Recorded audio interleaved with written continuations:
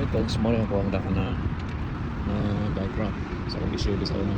Dili siya pang runner pero palagi kabit rin kaya kung palit ang bagong bike rack ay sayang po. So ako yung nahimuan og pamaagi.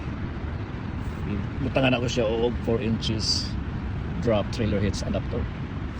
Cord, thank you cord. Okay na kayo. Alam pa na siya, U-bolt, another U-bolt para sa bike rack.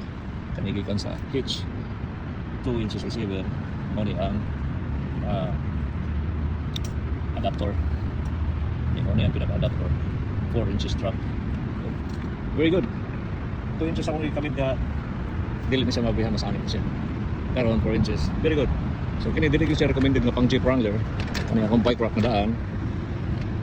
Lagi siya pang Wrangler kung imo na siyang itumba kana diyan rin siya kutob kasi mga 45 degrees na siya.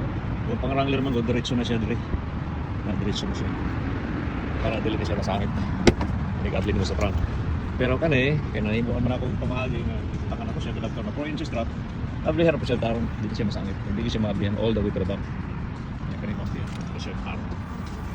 Ako kasi mga gamit ko sa likod. Very good. So, ayos din ako magpalit ng bagong bike rack para sa Jeep Wrangler. Thank you, cord. 4 inches drop. Very good. See now. Nice finish. Yeah. Nice. Muna kong review sa cord trailer hitch. Cord 4 inches drop trailer hitch adapter. Very nice. All in the best.